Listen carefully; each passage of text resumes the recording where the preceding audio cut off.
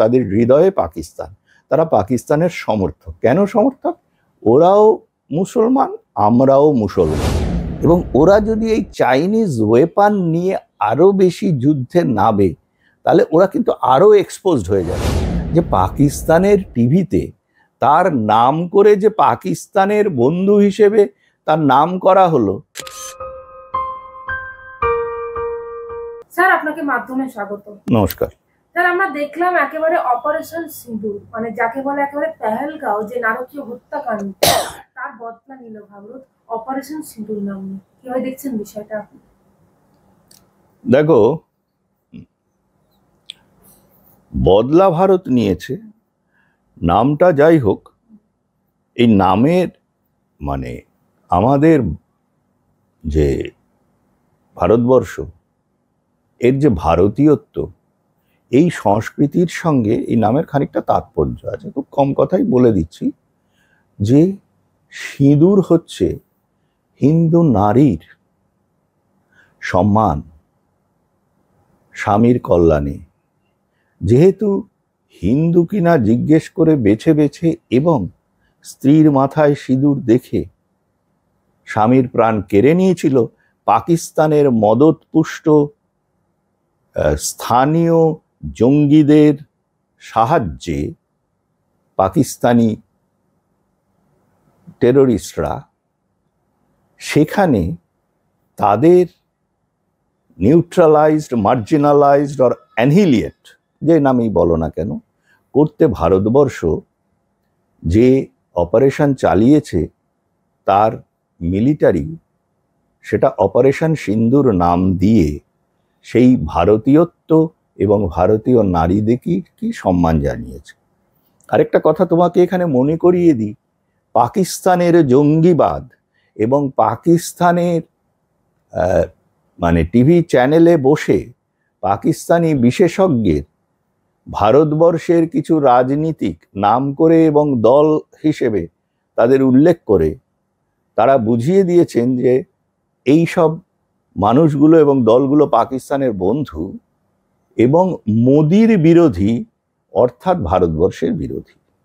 আমরা মোদি মানে ভারতবর্ষ বলছি না, মোদিজি ভারতবর্ষের প্রধানমন্ত্রী, নিশ্চয়ই ঠিক আছে, কিন্তু ওরা বলছে যে ভারত বিরোধী মানে মোদি বিরোধী আর কি। ভারতের সব লোক মোদির সঙ্গে নেই, ওদের রাগটা হচ্ছে এই অ্যাটাকের জন্য। এবং তুমি যদি ভারতবর্ষেরও কিছু মানুষকে ইন্টারভিউ নাও বা নিয়েছে যারা, তাদের দেখেছি যে তাদের বক্তব্য হচ্ছে তাদের হৃদয়ে পাকিস্তান, তারা পাকিস্তানের সমর্থক। কেন সমর্থক?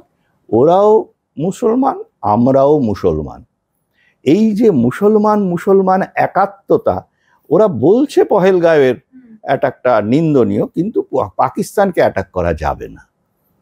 এইটার থেকে যেটা দাঁড়াচ্ছে সেটা হচ্ছে পাকিস্তান, এটা প্রমাণিত, তারা একটি রোগ কান্ট্রি, এবং পাকিস্তান মানেই সন্ত্রাস।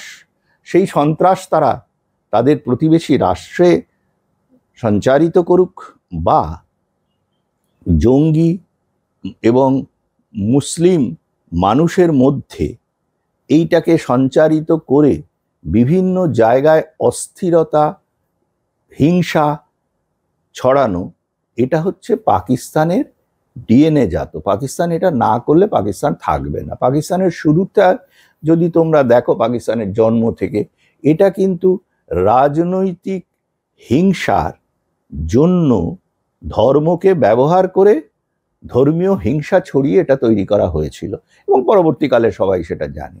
তো পাকিস্তান সেই জায়গা থেকে কিন্তু এখনো সরে আসতে পারেনি।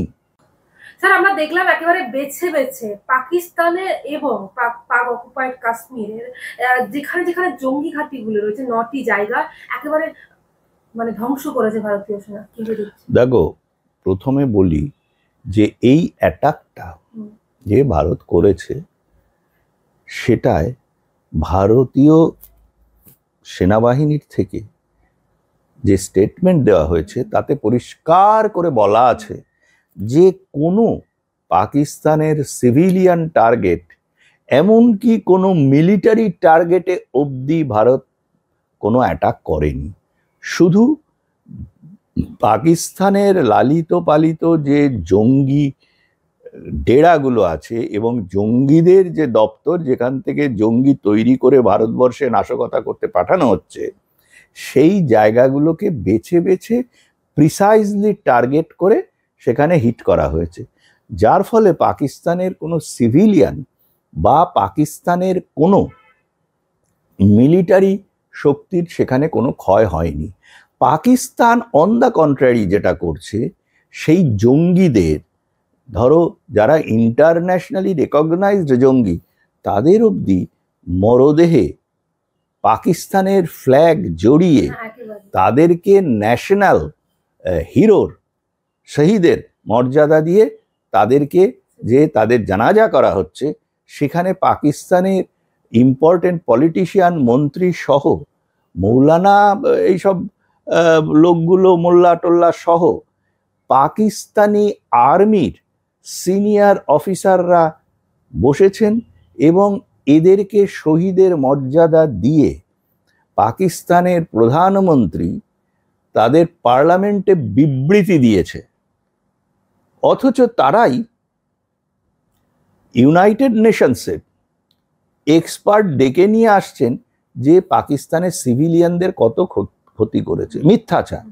এবং ওরা ক্ষিপ্ত হয়ে গিয়ে যেটা করেছে, সেটা ভারতবর্ষে সিভিলিয়ানদের ওপরে অ্যাটাক করেছে এবং গোলাগুলি চালিয়েছে। অবশ্য একটা জিনিস কিন্তু পরিষ্কার, যুদ্ধ পরিস্থিতি নয়, যুদ্ধ শুরু করেছে পাকিস্তান, তার আগে ওরা কিন্তু যে এলওসির কথা আমরা এখন বলতে পারি না, এবং আমাদের মিলিটারিও লাইন অফ কন্ট্রোলের কথা বলছেন না। কেন? তার কারণ হচ্ছে, যখন আমাদের এই সিমলা চুক্তিকে পাকিস্তান নাকচ করে দিল, তখন থেকে আর লাইন অফ কন্ট্রোলটা কিন্তু এক্সিস্ট করছে না। যেমন এই মুহূর্তে ভারতবর্ষে আমাদের হিসেব অনুযায়ী Pakistan occupied Kashmir, পিওকে, that is our part, আমাদের ভারতবর্ষের পার্ট, আমরা তো মনে করি তাই, এবং ভারতবর্ষের অফিসিয়াল স্ট্যান্ডও তাই। দ্বিতীয় আর একটা জায়গায় কথা বলছি, যে দেখো, যেই জন্য পাকিস্তানের পাশে কিন্তু এমনকি কোনো ইসলামী রাষ্ট্রও নেই, আছে কারা?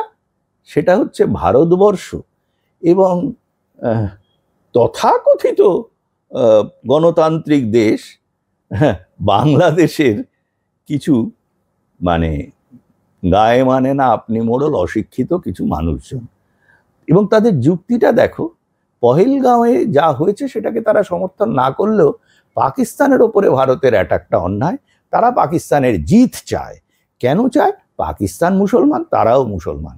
এটা প্রমাণ করছে যে পাকিস্তান একটা জিনিস ভালোভাবে কাল্টিভেট অ্যান্ড এক্সপোর্ট করতে পেরেছে, সেটা হচ্ছে ধর্মের মোড়কে জেহাদি কাজকর্ম, এবং তার প্রথম এবং প্রধান টার্গেট হচ্ছে ভারতবর্ষ, এটা পরিষ্কার। এবং দেখো, ভারতবর্ষে তাদের সাপোর্টে মোদির নয় কত লোক আছেন, তার মধ্যে তারা Arundhati Roy, Mamata Banerjee, communist party, Congress party, lefts এবং দলিত, তথাকথিত, আমি জানি না দলিত কাদের কথা বলেছে, এদের কথা বলেছেন। এখন যাদের নাম করে বলেছেন, যেসব পার্টির নাম করে বলেছেন, একজন কেউ কিন্তু তার প্রতিবাদ করেননি। হয়তো ওদের কাছে এমন ডকুমেন্ট আছে যে তারা প্রতিবাদ করতে পারছেন না। এবং ওরা যদি এই চাইনিজ ওয়েপন নিয়ে আরো বেশি যুদ্ধে নামে, তাহলে ওরা কিন্তু আরো এক্সপোজড হয়ে যাবে। এবং চাইনিজ ওয়েপনের মার্কেট কিন্তু সারা পৃথিবীতে, ওই চাইনিজ যে তোমার ওই কি বলে, ওই করোনার যে ওষুধ যেগুলো কাজ করতো না, হ্যাঁ, সেই রকম অবস্থা হবে। ফ্রিতে দিলেও পাকিস্তানও বলছিল নেব না, হ্যাঁ, ভ্যাকসিন। তো কাজেই এটা কিন্তু চীনের একটা ভয় আছে। চীন সরাসরি ভারতের মতো একটা মানে সুপার পাওয়ার অনেক দিক থেকেই, তাদের বিরুদ্ধে যুদ্ধে নামবে না। ওগুলো পাত নেড়ে অশিক্ষিত কতগুলো ওই ডিএনএতে ভারত বিদ্বেষ, সেই লোকগুলো লাফাতে পারে। আর কমিউনিস্টরা তাদেরই তো ভাই। মুখ্যমন্ত্রী এখানে ভালো রোল নিয়েছেন, কিন্তু আমার একটা প্রশ্ন ছিল মুখ্যমন্ত্রীর কাছে, যে পাকিস্তানের টিভিতে তার নাম করে যে পাকিস্তানের বন্ধু হিসেবে তার নাম করা হলো, এবং তার দলের মানুষজন অনেক রকম উল্টো পাল্টা কথা বলছেন, কখনো কেন যুদ্ধ হচ্ছে না, কখনো যুদ্ধ কেন বাঁধলো, এসব বলছেন, এগুলোর কোনোটার বিরুদ্ধেই কিন্তু উনি কোনো প্রতিবাদ করছেন না। এর কারণটা কি? উনি কি কোথাও ব্ল্যাকমেলের শিকার হচ্ছেন? এটা তো ওনাকেই সেটা ক্লিয়ার করে বলতে হবে, আমরা তো বলতে পারবো না।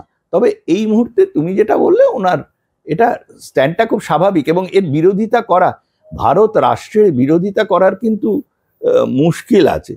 চীন অবধি যেটা সাহস পাচ্ছে না, মার্কসিস্টগুলো গর্তে লুকিয়ে পড়েছে, ওটা ওদের ধর্ম, ওরা ইঁদুরের মতো টুকটুক করে কাটে আর সবসময় তো মিথ্যাচার করে। যেমন কার্ল মার্কস যে ভারতীয় অর্থনীতির প্রশংসা করেছিলেন, সেটা হয় ওরা পড়েনি বা ওরা জানে না, দাস ক্যাপিটালটা পড়েনি, ওরা খালি ওই কমিউনিস্ট ম্যানিফেস্টো নিয়ে লাফায়, এবং সে কমিউনিস্ট ম্যানিফেস্টোর খুব কম অংশই মার্কসের অ্যাপ্রুভড রাইটিং।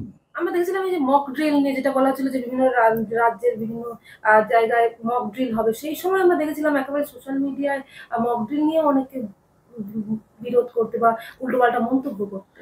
পাগলে কিনা বলে, ছাগলে কিনা খায়।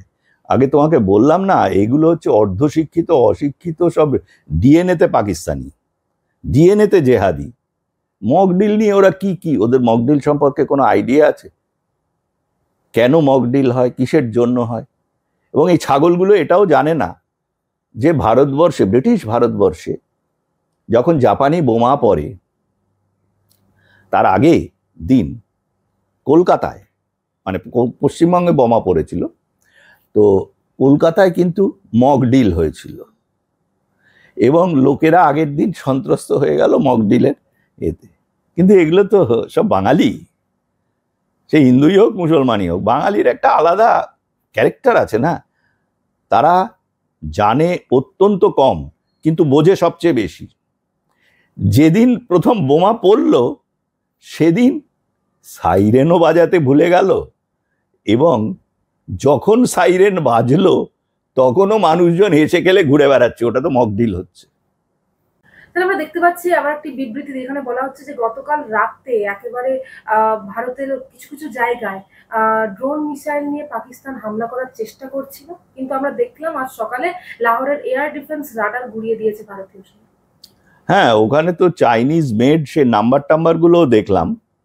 আসলে ওই তোমাকে আগে বললাম না যে চাইনিজ জিনিস নো গ্যারান্টি, এবং সেটা আবার পাকিস্তানি টেকনিক্যাল লোকেদের হাতে পড়লে তার যে কি ফল হয়, আমরা 1965-তে সেই প্যাটার্ন ট্যাঙ্কের দেখেছিলাম।